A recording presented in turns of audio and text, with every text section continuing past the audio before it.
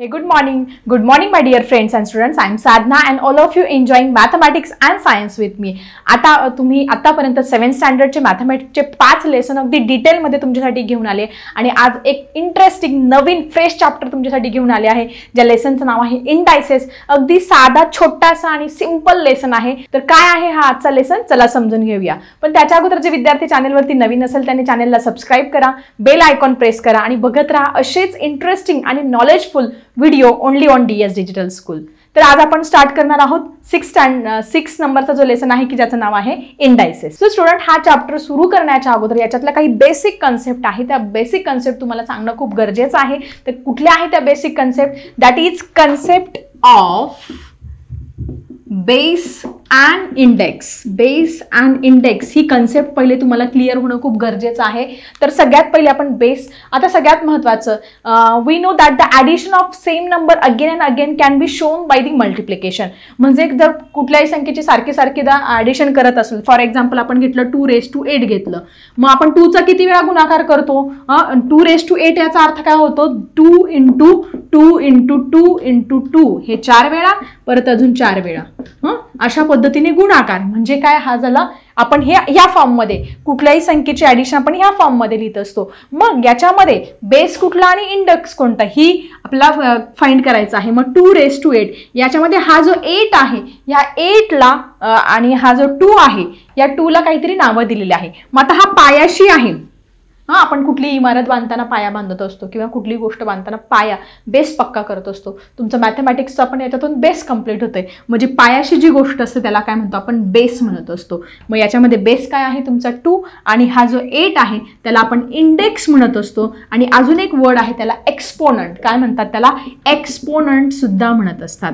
मग तुम्ही एक्सपोनंट हा शब्द आल्यानंतर घाबरून जायचं काम नाही. Which is the exponent in this? मग तुम्ही 8 हा एक्सपोनंट लिहिणार आणि 2 काय लिहिणार तुम्ही? बेस. मग आता एक्झाममध्ये तुम्हाला असा जर क्वेश्चन आला 13/5 याच्यामध्ये बेस कुठला आहे आणि इंडेक्स कुठला आहे, तर तुम्ही काय लिहिणार? 13 is the base, 5 is the index. एवढं सिंपल 1 मार्काचं तुम्हाला इथे हमखास मिळणार आहे. किंवा दुसरं कुठल्याही फॉर्ममध्ये 3/7⁶ दिलेला आहे, तर मग इथे सेम 3/7 काय झाला तुमचा? बेस आणि 6 काय झाला तुमचा? इथे इंडेक्स झाला. किंवा अजून निगेटिव्ह इंटिजर दिलं -15/8 दिलेला आहे, तरी घाबरून जायचं नाही. -15 काय झाला तुमचा? बेस आणि 8 काय झाला? इंडेक्स. म्हणजे एक्झाममध्ये तुम्हाला बेस आणि इंडेक्स जर ओळखायला आला किंवा विच इज द एक्सपोनंट असं जरी विचारलं तर तुम्ही जो डोक्यावरचा असतो तो एक्सपोनंट लिहायचा आणि बाकीचे काय लिहायचे? खालचा जो असतो तो बेस लिहायचा आहे. ठीक आहे. आता अजून एक गोष्ट, याच्यामध्ये तुम्हाला व्हॅल्यू फाइंड करायला सुद्धा येते. What is the value? मग व्हॅल्यू फाइंड करायची म्हणजे याची एकूण किंमत किती आहे. मग आपण याचा मल्टिप्लाय करायचं. 2 2 जा 4, 4 2 जा 8, 8 2 जा 16, 16 2 जा 32, 32 2 जा 64. आता इथपर्यंत आपल्याला आलं. मग 64 2 जा आपण इथे करून घेऊया. 64 2 जा 4 2 जा 8, 6 2 जा 12, 128 आलं. 128 गुणिले परत काय करावे लागणार? 2, 8 2 16, 2 2 4 आणि 5, 2 1 जा 2. म्हणजे याची व्हॅल्यू किती आलेली आहे? 256. जर आपल्याला व्हॅल्यू विचारले तर आपण व्हॅल्यू सुद्धा इथे फाइंड करू शकतो. याच्यानंतर आपण बघणार आहोत काही अजून एक्झाम्पल की ज्याच्यातून तुमच्या या कन्सेप्ट क्लिअर होणार आहे. स्टुडंट्स, जर तुम्हाला असं दिलेलं असेल एक एक्झाम्पल 2⁵ दिलेला आहे, याच्यामध्ये बेस कुठला, त्यानंतर एक्सपोनंट कुठला, त्यानंतर तुम्हाला लिहायला लावलं मल्टिप्लिकेशन फॉर्म. मल्टिप्लिकेशन फॉर्ममध्ये लिहा मल्टिप्लिकेशन फॉर्म आणि एक लास्टला सांगितलं की याची व्हॅल्यू काढा. तर ते तुम्हाला जमलं पाहिजे. 2 मार्काला एक्झाममध्ये तुम्हाला येऊ शकतं. मग 2⁵ याच्यामध्ये बेस तुमचा 2 झाला, 3 तुमचा इंडेक्स झाला. मल्टिप्लिकेशन फॉर्म म्हणजे 2चा आपण किती वेळा गुणाकार करणार? 2 × 2 × 2 3 वेळा गुणाकार. आन्सर काय आलं? 2 2 जा 4, 4 2 जा 8. व्हॅल्यू काय आली? 8. सो अशा पद्धतीने तुम्ही काढू शकता. त्यानंतर समजा -12⁻² दिलेला आहे. मग -12 हा तुमचा इथे बेस झाला, 2 झाला एक्सपोनंट आणि मल्टिप्लिकेशन फॉर्म -12 × -12 केलं. मग 12 गुणिले 12 किती येणार आहे तुमचे? 144 ही त्याची व्हॅल्यू झाली. आणि मायनस मायनस काय होत असतं? प्लस. हे सगळ्यांना माहिती आहे. ठीक आहे. किंवा अजून फ्रॅक्शनच्या फॉर्ममध्ये समजा तुम्हाला 8/2⁴ दिलेला आहे, तर मग काय येणार तुमचा बेस? इथे 8/4 हा बेस येणार. त्यानंतर इंडेक्स तुमचा 4 येणार आहे. मल्टिप्लिकेशन फॉर्म म्हणजे 8/2 एकदा, हे 2दा, हे 3दा आणि हे 4दा. आणि मग त्याची व्हॅल्यू फाइंड करायची म्हणजे आपल्याला त्याचा गुणाकार करावा लागणार आहे. 8 8 जा 64. 64 आले, मग 64 इंटू 8 करणार. 32 इथे, 48, 49, 50 आणि 51, 512 आले. मग हे 500 बघा, 8 8 64, 64 गुणिले 8 केले किती आले तुमचे 512. मग 512ला परत 8ने तुम्हाला मल्टिप्लाय करणार आहे. सो हे मल्टिप्लिकेशन करताना, कॅल्क्युलेशन करताना बिलकुल कंटाळा करायचा नाही, तर आपला आन्सर चुकू शकतो. त्याच्यामुळे हे छानपैकी कॅल्क्युलेशन करायचं आहे. 8 2 जा 16, 8 1 जा 8 + 1 9, 8 5 जा 45. सो आपलं फायनल आन्सर आले व्हॅल्यू 4596, 4596. म्हणजे तुम्हाला बेस ही कन्सेप्ट क्लिअर झाली असेल, एक्सपोनंट क्लिअर झालं असेल, मल्टिप्लिकेशन फॉर्म पण क्लिअर झाला असेल, व्हॅल्यू कशी फाइंड करायची हे सुद्धा क्लिअर झालं असेल. So student, let's see one more interesting topic which is related on this indices. Student, एक इम्पॉर्टंट टॉपिक आहे, या टॉपिकशी रिलेटेड अजून रीडिंग ह्या नंबरचं रीडिंग कसं पद्धतीने करणार हे खूप इम्पॉर्टंट आहे. समजा एक नंबर दिलेला आहे 10 आणि त्याच्यावरती 2 दिलं, 10 raised to 2. आता मला डायरेक्टली माहिती, पण तुम्हाला माहिती नाही याचं रीडिंग कसं करणार.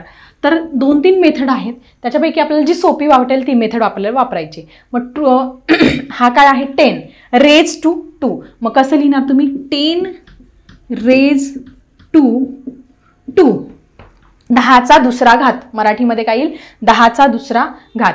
किंवा अजून एक एक्झाम्पल घेऊया. समजा 35 आणि 3 दिलेलं आहे, काय येईल 35 raised to 3, 35चा तिसरा घात. 35 raised to 3. किंवा अजून कुठलाही मोठा नंबर देऊ द्या तरी तुम्हाला रीडिंग, समजा 100 दिलाय, 100 raised to 17 दिलंय, कसं करणार तुम्ही 100 raised to 17. साधं सिंपल आहे. ही झाली फर्स्ट मेथड रीडिंगची. अजून एक मेथड आहे, अजून एक मेथडमध्ये काय आहे 10 raised to power of 2. याला अजून काय शब्द आहे पॉवर. ही काय आहे 10ची दुसरी पॉवर, 35ची तिसरी पॉवर, 100ची 17वी पॉवर. याला पॉवर पण वर्ड आहे, एक्सपोनंट पण आहे, त्याच्यानंतर दुसरं काय सांगितलं तुम्हाला इंडेक्स पण सांगितलं आणि पॉवर. मग अजून आपण रीडिंग काय लिहू शकतो 10 raised to power 2. 10 raised to power 2. मग अशा पद्धतीने पण लिहू शकता. तुम्हाला जी सोपी, मला तरी ही सोपी पद्धत वाटते, तुम्ही ह्या पद्धतीने लिहिले तरी चालणार आहे. हे कसं येणार तुमचं 35 raised to, फक्त काय आपण डायरेक्ट लिहिलं होतं त्याच्याऐवजी पॉवर शब्द फक्त ऍड करायचा, दुसरं काहीही इश्यू नाही. ते फक्त पॉवर शब्द, पॉवर 3, 2 नंतर फक्त पॉवर शब्द ऍड करायचं झालं. त्यानंतर इथे काय येईल तुमचं 100 raised to power किती येणार आहे 17. ठीक आहे. सो आय थिंक रीडिंग तुम्हाला सगळ्यांना समजलं असेल. मी 2 एक्झाम्पल्स लिहिते तुम्हाला, तर याची तुम्ही रीडिंग कसं येणार आहे ते मला लिहायचं आहे कमेंट बॉक्समध्ये. तुमचे कमेंट्स नक्की वाचेल आणि त्याला रिप्लाय देण्याचा मी प्रयत्न करेल. एक दिलेलं आहे मी तुम्हाला, हे 2 एक्झाम्पल्स देते आहे आणि याची जी रीडिंग आहे ते तुम्ही मला लिहायचं आहे कमेंट बॉक्समध्ये. सो इंडायसेस या चॅप्टरमध्ये काही इंट्रोडक्शनचा पार्ट होता, बेस आणि इंडेक्स, त्याची व्हॅल्यू फाइंड कशी करायची, त्याच्यानंतर हे रीडिंग कसं करायचं हे मी इथे क्लिअर केलं आहे. आणि अजून एक कन्सेप्ट आहे की कुठलाही जो नंबर आहे, समजा 13 आहे, त्याची पहिली पॉवर तो नंबर स्वतः असतो. 13 raised to 1 is equal to 13. किंवा 5/8 दिलेला आहे, त्याची पॉवर काय असणार आहे 5/8 raised to 1 किती असणार आहे, ती स्वतःच असते. raised to 1 म्हणजे ती पॉवर स्वतः. सो अशा पद्धतीने आय थिंक इंडायसेसचा हा इंट्रोडक्टरी पार्ट तुम्हाला खूप आवडला असेल, तुमच्या नॉलेजमध्ये भर पडली असेल. नेक्स्ट व्हिडिओमध्ये बघूया आपण नेक्स्ट टॉपिक. आता मी थांबते. Bye everyone.